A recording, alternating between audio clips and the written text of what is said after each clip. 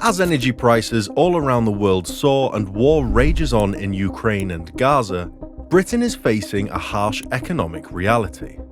There was a time when they were the greatest nation in the world, swimming with wealth beyond their wildest imagination. The nation stands on the precipice of its own dissolution. A fact not entirely unexpected given its recent history. What would be the fate of this once great nation, and how is that related to the war in Israel? Can the UK bounce back from the megastorm that's about to hit them? Before answering those burning questions, smash that like button and subscribe to our channel. Welcome to Money Minded World. In the first 2 decades of the 21st century, Britain experienced a series of setbacks that might have flattened any other country. It was heavily involved in 2 wars and witnessed its inflation rise to double digits. This decline can be traced back as far as the 20th century, but the biggest blow started with the 2008 financial crisis, which shattered the UK's social and economic fabric. While in 2016 the decision to exit the European Union marked a significant departure from its long-standing foreign policy. The move resulted in the creation of an economic border with its largest trading partner and its own region, Northern Ireland, whilst simultaneously fueling the flames of Scottish independence. To compound matters, the response to the coronavirus pandemic proved disastrous. Britain grappled with one of the highest death rates in the developed world and a severe economic recession, just because their leaders were so poorly equipped to handle such a crisis.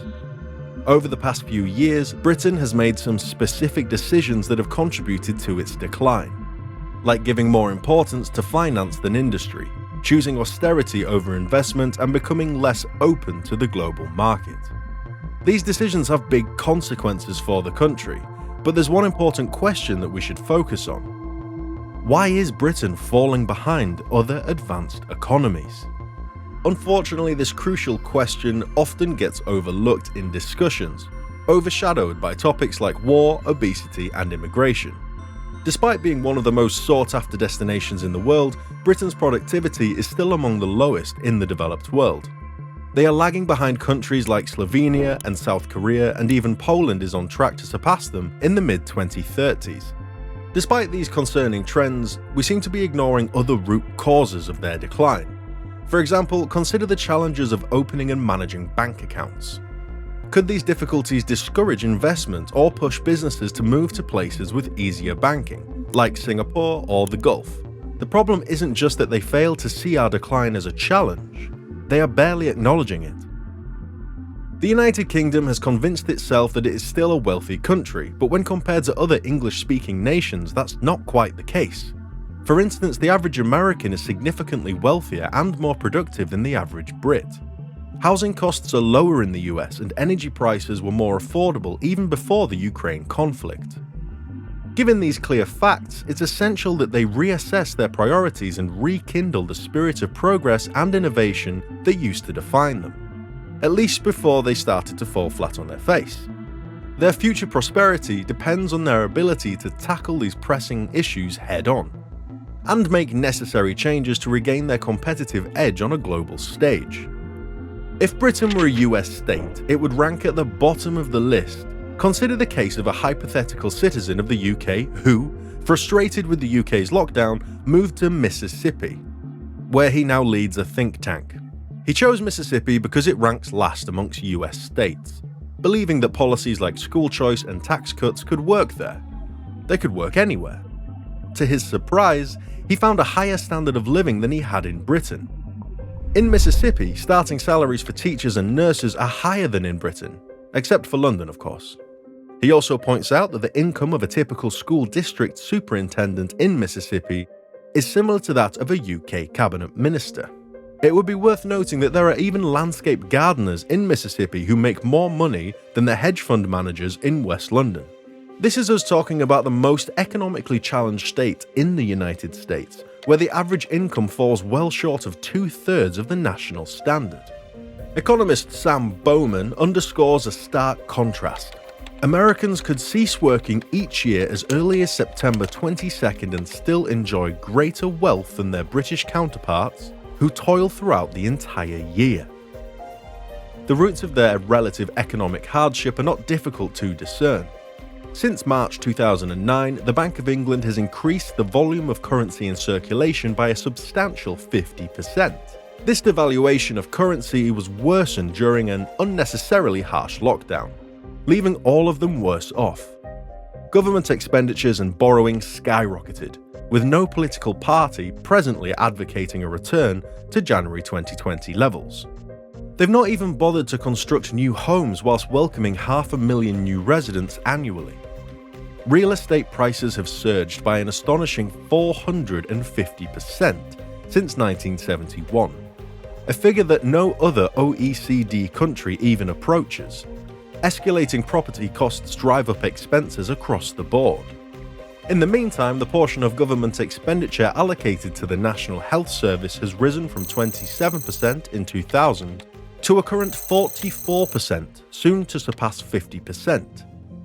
The jest that Britain has evolved into a healthy bureaucracy with a government as the side hustle is approaching reality. The NHS not only consumes resources but also delivers inferior outcomes compared to competing systems, leading to greater absenteeism among Britons. As the birthplace of the Industrial Revolution, Britain once led the world in modernity.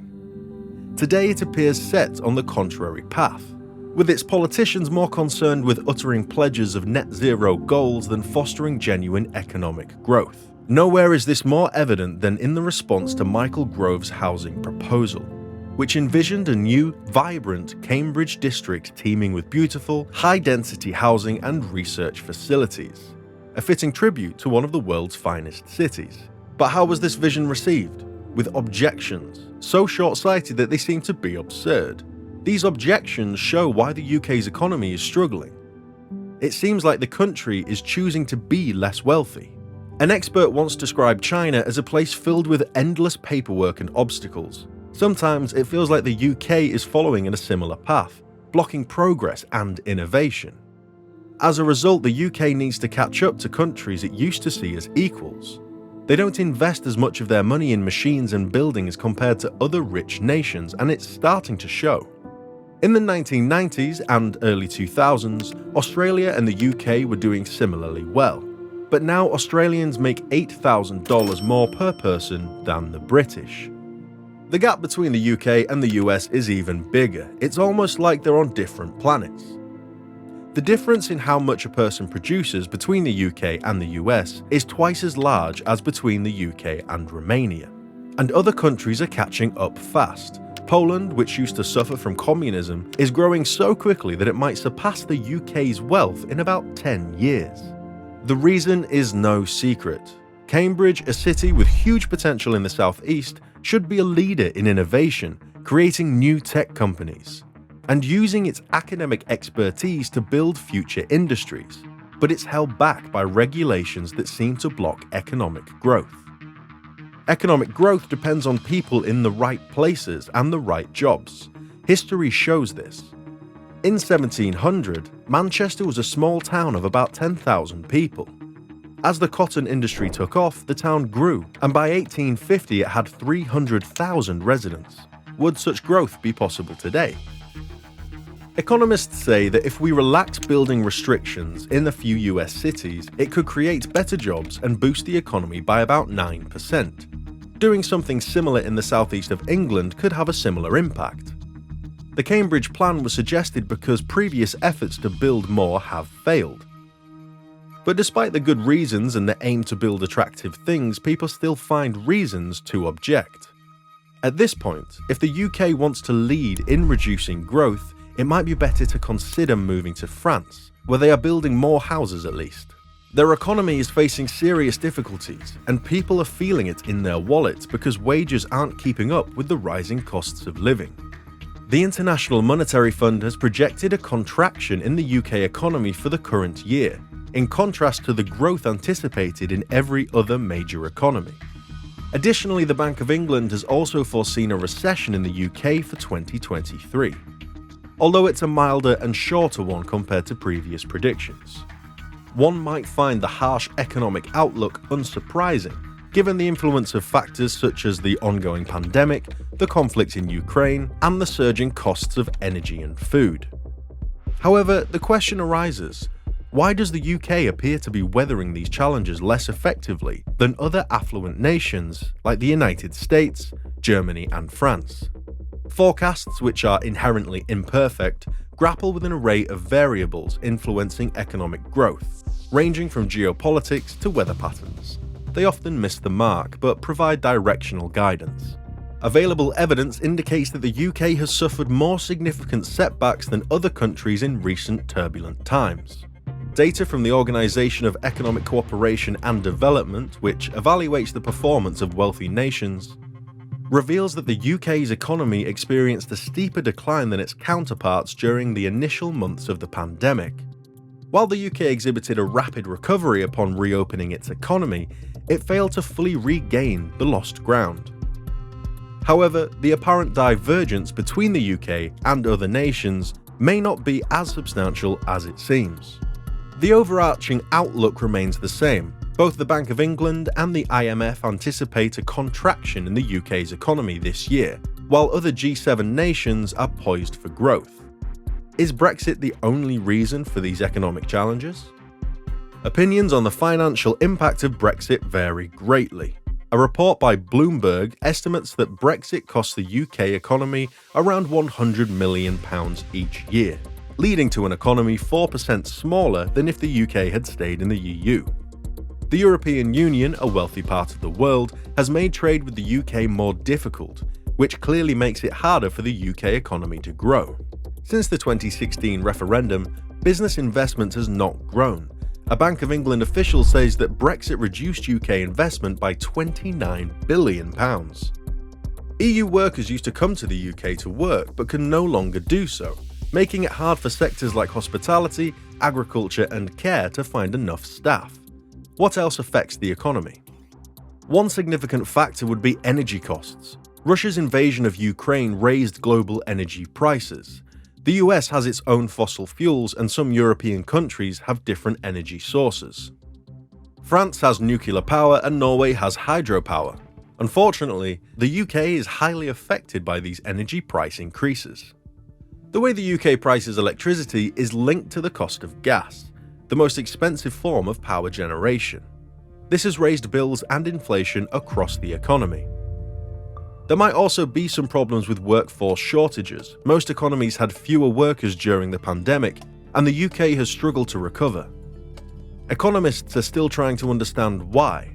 It's not just due to fewer EU workers. Young people are studying instead of working, older people are retiring early, and more people are on long-term sick leave. There are signs that the workforce is growing again, which could help the economy later this year. There are also deeper issues causing the UK's weaker performance. Investment has been declining since the 1990s, affecting the economy's ability to handle the changes of COVID-19, Brexit, and the Ukraine war. The government says the UK economy is resilient, but it recognises ongoing challenges. Things could get much worse, however, and this is why they're closely monitoring the situation in Palestine. The continuing conflict in the Middle East has sent shockwaves across the globe, leaving a trail of tragedy with thousands of lives lost in Israel and Gaza. Amidst this humanitarian crisis, the looming problem of a broader regional conflict keeps the world on edge. Yet, it's crucial to recognise that this war's repercussions extend beyond the immediate humanitarian toil. The economy faces a range of potential challenges, each with its own set of consequences. Let's delve into these scenarios, beginning with the price of oil. One significant economic consequence of this conflict is the surge in oil prices. Instability in the region often leads to disruptions in oil production and distribution, causing a spike in global oil prices. This, in turn, has a cascading effect on various sectors of the economy.